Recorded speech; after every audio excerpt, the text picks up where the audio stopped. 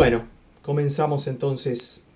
Vamos a pasar ahora sí al video y comienzo a la, damos comienzo a al ciclo.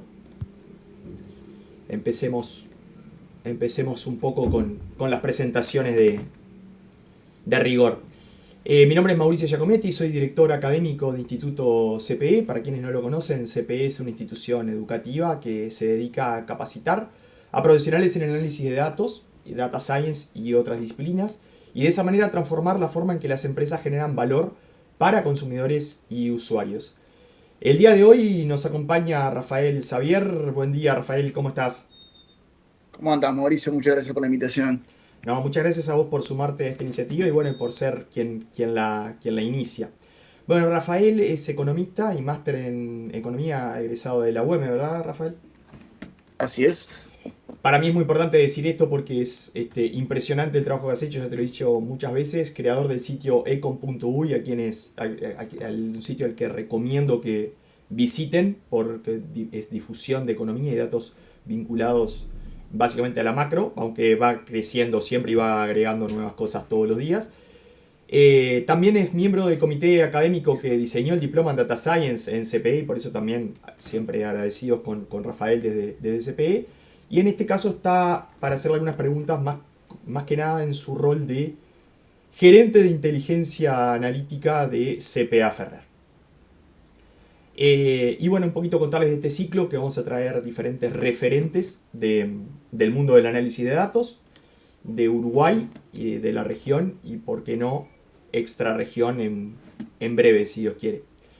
Bueno, comencemos con las preguntas. El tema aquí es que no sean más de 10 minutos. Eh, Así que empecemos con las preguntas ya directamente a Rafael para que nos comente su opinión. Rafael, sos economista de la Universidad de Montevideo, ¿no? Y terminás como gerente de inteligencia analítica de una importante consultora. ¿Cómo fue tu transición de las ciencias sociales a la ciencia de datos? Bueno, en realidad, yo también hago un montón de recruiting y la verdad que hay un montón de economistas reconvertidos. Entonces, en realidad, de todas las carreras como tradicionales, me parece como la más razonable, o sea, la que tiene como un camino más corto para meterse en datos. Tenés dos o tres materias de probabilidad barra estadística, tenés probablemente dos econometrías. Entonces, y todas las cosas que aprendes ahí, en muchos casos es lo mismo que terminas usando con distinto nombre, con nombres menos elegantes, pero esencialmente es todo lo mismo. Entonces, mi camino es medio parecido en el sentido de que yo, digo, aparte de tener mi grado y mi posgrado en economía, me enfoqué en métodos cuantitativos. Yo qué sé, mi tesis es un modelo cuantitativo para la economía de Walsh, en fin.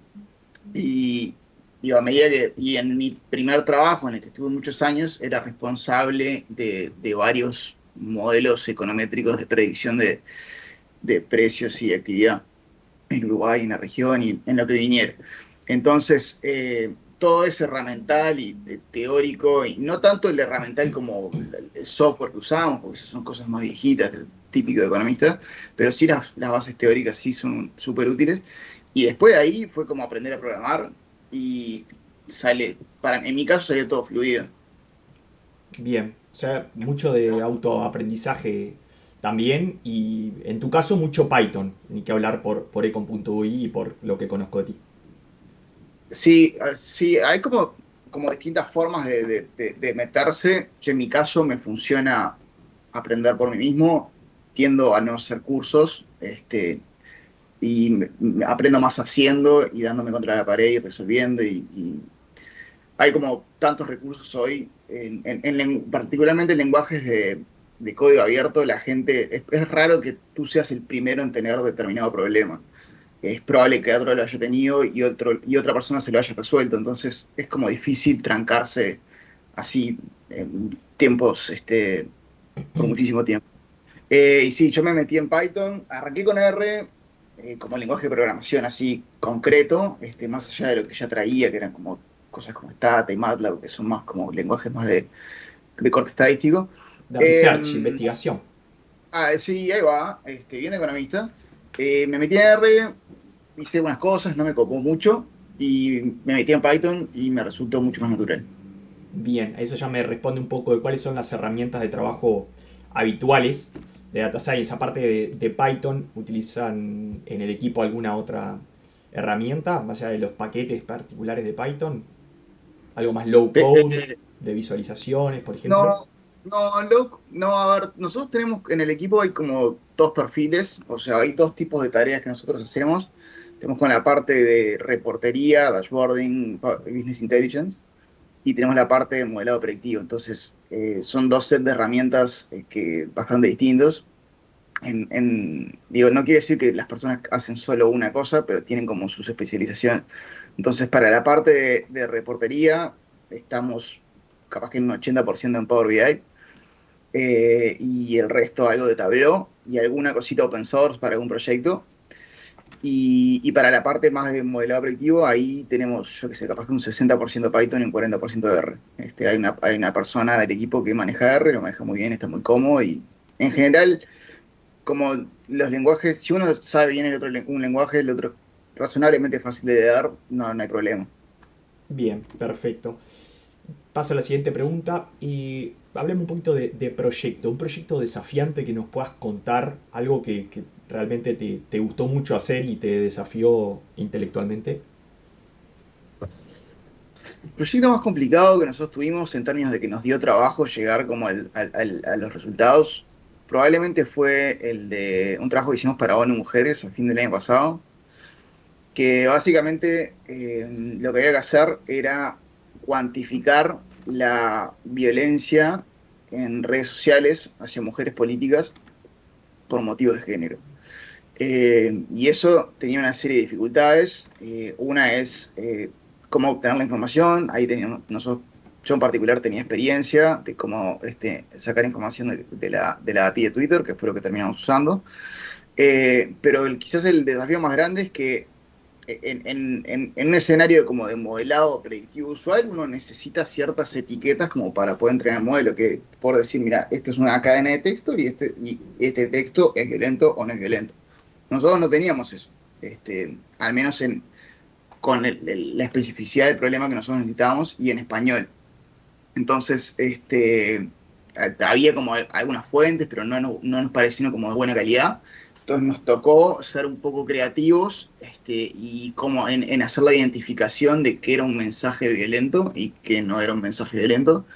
Y llevó tiempo, y además al meterle una cosa es que sea violento por temas genéricos, y otra cosa es que sea violento por motivo de género. Claro. Y eso era como un adicional más que también lo complicó, en el sentido que, bueno, lo hacía más desafiante, terminó quedando espectacular, y bueno, se salió en varios lados, lo presentamos en el Parlamento incluso, Sí, sí, se vio, pero bueno, tuvo su difusión, sí, sí, pero ese fue como, su por un llegada tiempo pública.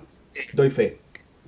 sí, sí, por un tiempo te confieso que estuvimos rascando una cabeza bastante tiempo de cómo lo sacábamos adelante. Bien, bueno, buenísimo. Sí, la verdad que yo me pongo a pensar y cómo detectar, incluso con modelos predictivos que analizan texto, es bastante complicado. Bueno, paso un pequeño aviso acá. Recuerden que si el contenido es de su interés, nos ayudaría mucho que le den un like a la transmisión en la plataforma que lo estén viendo. Se suscriban a nuestro canal de LinkedIn, YouTube, Facebook. Y de esa manera el algoritmo de estas plataformas nos va a ubicar más arriba y podremos llegar a más personas. Es importante también que se suscriban a cualquiera de nuestras redes sociales para que las notificaciones de los webinars que hacemos con cosas un poco más técnicas y esta nueva iniciativa que tenemos de 10 minutos de datos le llegue también la notificación de que la vamos a hacer. Bueno, ahora sí sigo con las preguntas. Hay dos preguntitas más, no quiero sacarte mucho más tiempo y a los asistentes tampoco, y es ¿qué tareas involucra en el día a día a un gerente de Analytics? Eh, Hay como toda una parte de tareas que están asociadas como hay temas de administración y gestión de proyectos y de equipo, que son como las cosas como más, digamos, alejadas de lo que tiene que ver con datos y es como puramente nada. Hay un área, hay gente abajo, hay proyectos, hay clientes, en fin, hay que gestionar esas cosas. Después hay una parte de project management, que en general estoy en casi todos los proyectos estoy con algún grado de involucramiento, en algunos más, en algunos menos, dependiendo de qué tan desafiante, en qué estado está, y qué sé yo, pero básicamente el contacto con el cliente, setear el timeline, en fin, y las expectativas y todas esas cosas, también es parte de lo que hago. Eh, Como te comentaba al principio, también hago bastante recruitment. El equipo que tengo ahora lo elegí yo a mano. Hice, no sé, no sé si llegué a las 100 entrevistas desde que arranqué, pero bueno, lo elegí yo a mano. Y también tengo ejecución de proyectos, porque me gusta y a veces hace falta, algunos proyectos más desafiantes hacen falta manos. En realidad, si te confieso, es lo que más me gusta. Pero bueno, también tengo otras tareas. Te imagino, te imagino. Hay gestión de personas, preventa ni que hablar, ¿no? Todo lo que es contacto con clientes, la parte de Sí, sí, gestión sí. del proyecto como tal y un poco de líder técnico, decir, bueno, definir la estrategia de cómo se va a encarar un proyecto y después, conociéndote, me parece difícil que en algún proyecto que te interese no metas algo de código también, o sea que buenísimo. Y después la última pregunta, para ya ir terminando. ¿Cuál es el nivel de madurez que vos, en tu opinión, tiene la ciencia de datos en las empresas en Uruguay? Saquémosle ciencia de datos, el uso de los datos para generar valor. Eh, Déjame hablar y después te trato de ponerlo como una escala de algo. Bien, Eh, de- Obviamente depende mucho del sector, ¿no? Como que si vos vas a un sector tecnológico, lo tienen como mucho más metido lo tienen mucho más metido en la sangre, ¿no? De que tienen información y saben que tiene valor y ya tienen como, por lo menos la tienen organizada en tableros o en algo, como que algo tienen. Algunos se meten más, pero digamos, ahí es como, cuando vos vas a hablar ahí, como que tenés una contraparte que tiene experiencia en el tema. En otros sectores, lo que sí tenés es, en general, como bastante madurez en lo que tiene que ver con la recolección, digo, en general como que vos ves eh, que tienden a tener por lo menos como unos data warehouse razonables, digo, hay como trabajo se le dedicó tiempo y pienso a que la información que se recabe termine en algún lugar de alguna forma razonable. Lo que sí ves muchas veces es, y bueno, y también eso muchas veces surge de los propios software, yo que sé, hay muchos software de contabilidad que ya como te lo organizan como en tablas de SQL y queda todo como muy fácil de consultar. Pero eso sí, lo veo bastante. Lo que sí, ahí, a medida que el sector es, digamos, menos tecnológico, hay como menos explotación. Es decir, si alguien probablemente esté siguiendo los números capaz que en un Excel, pero de manera muy ad hoc, no sistematizada, sin sistema de alerta, sin nada. Y, pero eso yo lo que veo, obviamente, digo, como parte del flujo de negocio al que estoy expuesto, es las cosas van cambiando, a mi juicio, para mejor, en el sentido que hay como ese nerviosismo de tengo toda esta información, sé que me sirve para algo, sé que la competencia la está usando para algo, eh, acá hay que hacer algo. Eso es lo que yo percibo y lo que sí creo que todavía estamos un poco más lejos es todo lo que tiene que ver con predictivo, con tipo, machine learning y modelos y qué sé yo. Ahí es donde estamos un poco más lejos porque también es lo que es más difícil de transmitir el valor. Es más difícil de explicarlo.